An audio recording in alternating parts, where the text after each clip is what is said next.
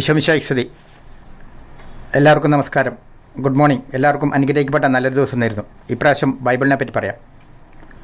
Bible മനുഷ്യനോടുള്ള ദൈവത്തിൻ്റെ love ലെറ്ററാണ്. Bible മതപരം മാത്രമല്ല, ചരിത്ര പുസ്തകം കൂടിയാണ്. ഏകദേശം 1600 വർഷത്തെ ചരിത്രം. BC സമയത്തും AD സമയത്തും എഴുതപ്പെട്ടു. AD 110 വരെ എഴുതപ്പെട്ടു. 40-ലധികം ആളുകൾ എഴുതി. സാധാരണക്കാർ മുതൽ പ്രവാചകന്മാർ, പുരോഹിതർ, രാജാക്കന്മാർ വരെ എഴുതി. ദ്വീപിൽ വെച്ചോ, ജയിലിൽ വെച്ചോ, യാത്രയിൽ, മരുഭൂമിയിൽ ഒക്കെ എഴുതപ്പെട്ടു.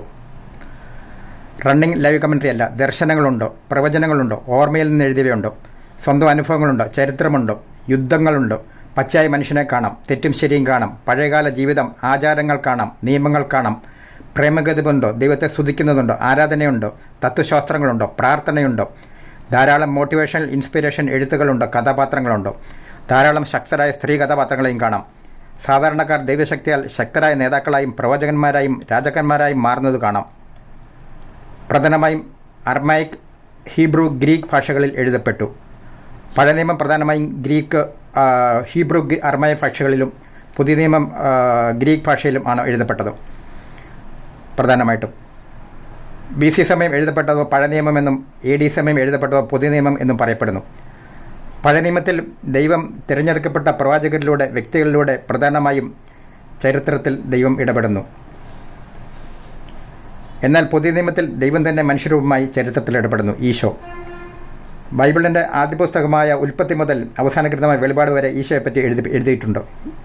ബൈബിളിൻ്റെ കേന്ദ്രബിന്ദു ഈശോയാണ്. ഈശോയുടെ ദിവ്യജനനം, ജീവിതം, മനുഷ്യപാപപരിഹാരത്തിനുള്ള കുരിശിലെ ബലി, ഉയർത്തെഴുന്നേൽപ്പ് എല്ലാം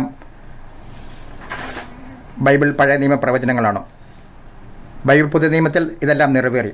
ബൈബിൾ പഴയ നിയമത്തിലും പുതിയ നിയമത്തിലും ധാരാളം പ്രവചനങ്ങളുണ്ട്. അതിൽ ഭൂരിപക്ഷവും നിറവേറി. ഇനിയും പ്രധാനമായി നിറവേറാനുള്ള പ്രവചനങ്ങൾ വ്യാജപ്രവചകന്മാർ, ഇതിനകം തന്നെ ധാരാളം വ്യാജരുണ്ട്. ഏകാധിപതിയുടെ വരവ്, ഈശോയുടെ രണ്ടാം വരവ് എന്നിവയാണ്. പിന്നെ ബൈബിൾ പഴയ നിയമത്തിൽ ഇന്നത്തെ മധ്യപൗരദേശത്തിൻ്റെ ഉയർപ്പിന് കാരണമായി എണ്ണയെപ്പറ്റി എഴുതി വയ്ക്കുന്ന ആദ്യ പുസ്തകമാണ് ബൈബിൾ. അതിൽ 2 മക്കബയർ 1 അധ്യായത്തിൽ എണ്ണയെപ്പറ്റി വ്യക്തമായിട്ട് എഴുതിയിട്ടുണ്ട്. ഉപയോഗിച്ച പദം നാഫ്ത എന്നാണ്. അതുപോലെ ബൈബിൾ പുസ്തകം 1 മക്കബയർ 13 അധ്യായത്തിൽ പിരമിഡുകളിനെ പറ്റി എഴുതിയിട്ടുണ്ട്. മരിച്ചവരുടെ ഓർമ്മയ്ക്ക് പിരമിഡുകൾ നിർമ്മിച്ച കാര്യം എഴുതി വെച്ചിട്ടുണ്ട്.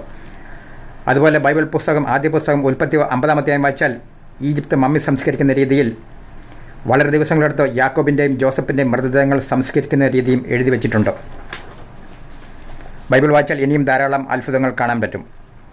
ബൈബിൾ യോഹന്നാൻ്റെ സുവിശേഷം 1 അധ്യായം പറയുന്നു, ആദിയിൽ വചനമുണ്ടായിരുന്നു, വചനം ദൈവമായിരുന്നു, വചനം ദൈവത്തോടുകൂടിയായിരുന്നു, സകലതും വചനത്താൽ ഉളവായി, വചനം രൂപമായി ഈശോ. ഈശോ പറഞ്ഞു, ദൈവസ്നേഹമാണോ, പിതാവാണോ, ദൈവത്തെ സ്നേഹിക്കുക, മറ്റുള്ളവരെ നിന്നെപ്പോലെ സ്നേഹിക്കുക. ഇതിൽ സകല നിയമവും പ്രവാചകന്മാരും അടങ്ങിയിരിക്കുന്നു. ശത്രുവിനെ സ്നേഹിക്കുക. കണ്ണിന് കണ്ണോ പല്ലിന് പല്ലോ എന്ന പഴയകാല പ്രതികാര നിയമം വേണ്ട. ഈശോയുടെ മുമ്പിൽ വ്യഭിചാരക്കുറ്റം ആരോപിച്ച് ഒരു സ്ത്രീയെ കൊണ്ടുവന്നു. പഴയ നിയമമനുസരിച്ച് സ്ത്രീയെ കല്ലെറിഞ്ഞു കൊല്ലണം. ഈശോ കുനിഞ്ഞു നിലത്തെഴുതി, നിങ്ങളിൽ പാപമില്ലാത്തവർ ആദ്യം കല്ലെറിയട്ടെ. എല്ലാവരും പോയി. ഈശോ സ്ത്രീയോട് പറഞ്ഞു, സമാധാനത്തിൽ പോവുക, ഞാനും നിന്നെ വിധിക്കുന്നില്ല, മേലിൽ പാപം ചെയ്യരുത്. ഈശോ ക്ഷമയുടെ, കരുണയുടെ, സ്നേഹത്തിൻ്റെ സുവിശേഷം പുതിയ നിയമം അവതരിപ്പിക്കുകയായിരുന്നു. അന്ത്യത്താഴ്വേളയിൽ ശിഷ്യരുടെ പാദങ്ങൾ കഴുകിക്കൊണ്ട് പരസ്പരം എളിമപ്പെടുവാൻ പഠിപ്പിച്ചു. ഈശോ പറഞ്ഞു, നിങ്ങളുടെ ഗുരുവും കർത്താവുമായി ഞാൻ നിങ്ങളുടെ പാദങ്ങൾ കഴിയുമെങ്കിലും നിങ്ങളും പരസ്പരം പാദങ്ങൾ കഴുകണം. ഇത് മാതൃകയാക്കണം.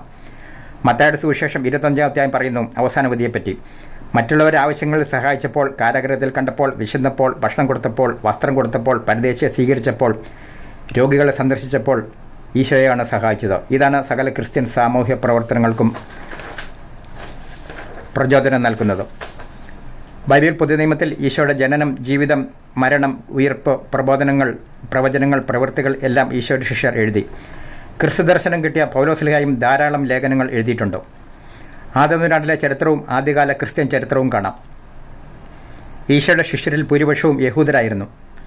എന്നാൽ യഹൂദരിൽ ഭൂരിപക്ഷവും ഈശോയെ മിശിഹായെ അംഗീകരിച്ചില്ല. അവർ തള്ളിപ്പറഞ്ഞു. അവർ മിശിഹ വരും എന്ന പ്രതീക്ഷയിൽ കഴിയുന്നു. ബൈബിൾ അനുസരിച്ച് ഈശോയുടെ രണ്ടാം വരവിനടുത്ത് യഹൂദർ വൻതോതിൽ ഈശോയെ മിശിഹായായി അംഗീകരിക്കും. അതുവരെ ഇസ്രായേൽ ലോകത്തിന് അടയാളമാണ്. ബൈബിൾ പ്രവചനങ്ങൾ നമ്മുടെ കൺമുമ്പിൽ നിറവേറിക്കൊണ്ടിരിക്കുന്നു. ബൈബിൾ അവസാന പുസ്തകമായ വെളിപാടിൽ യോഹന്നാന് ദർശനമുണ്ടാകുന്നു. അദ്ദേഹം പ്രതിമ സംസാരിക്കുന്നതും അത്ഭുതം പ്രവർത്തിക്കുന്നതും കണ്ട് ലോകം അത്ഭുതപ്പെടുത്തുന്ന കാര്യം എഴുതി വച്ചിരിക്കുന്നു. ഏകദേശം 2000 വർഷങ്ങൾക്ക് മുമ്പ്. ഇതായത് നമ്മുടെ കൺമുമ്പിൽ ആധുനിക റോബോട്ടുകൾ, പ്രതിമ, യന്ത്രം, മനുഷ്യൻ വന്നിരിക്കുന്നു. അത് സംസാരിക്കുന്നു. ആർട്ടിഫിഷ്യൽ ഇൻ്റലിജൻസ് വഴി റോബോട്ടുകൾ അത്ഭുതകരമായ പലതും ഇനിയും ചെയ്യും. ആകാശത്തിൽ നിന്ന് നക്ഷത്രങ്ങൾ താഴേക്ക് പതിക്കുന്ന കാര്യം അദ്ദേഹം എഴുതി വച്ചിരുന്നു. ആധുനിക യുദ്ധരീതികൾ, മിസൈൽ എല്ലാവരും കൺമുൻപിൽ കാണുന്നു. ഈശോ ഉയർത്ത ശേഷം ശിഷ്യരെ വിഷ് ചെയ്യുന്നു. നിങ്ങൾക്ക് സമാധാനം. ഈശോ പറഞ്ഞു, എല്ലാവരും ഈശോ പറഞ്ഞതുപോലെ പരസ്പരം ക്ഷമിക്കുവാൻ, സ്നേഹിക്കാൻ, സഹകരിക്കാൻ തയ്യാറായാൽ ലോകത്തിൽ സമാധാനം കൈവരും. ഈശോ പറഞ്ഞു, സമാധാനം സ്ഥാപിക്കുന്നവർ ഭാഗ്യവാന്മാർ, അവർ ദൈവപുത്രർ എന്ന് വിളിക്കപ്പെടും. മാനസാന്തരപ്പെട്ട ശിശുക്കളെ പോലെയാകാൻ ഈശോ പറഞ്ഞു. എന്നാൽ ദൈവരാജ്യം വരും എന്ന് പറഞ്ഞു. ശിശു എല്ലാം മറക്കും, പൊറുക്കും, എപ്പോഴും ചിരിക്കും. അടിച്ചാലും അല്പം കഴിഞ്ഞ് ചിരിച്ചുകൊണ്ട് വരും.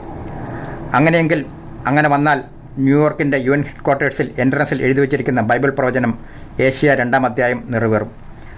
അന്നാളിൽ അവർ വാളുകളെ കൊഴുക്കളായും കുന്തം വാക്കത്തിയായും അടിച്ചു രൂപാന്തരപ്പെടുത്തും. രാജ്യത്തിനെതിരെ യുദ്ധം ചെയ്യുകയില്ല. ഈശോ എല്ലാവരെയും അനുഗ്രഹിക്കട്ടെ.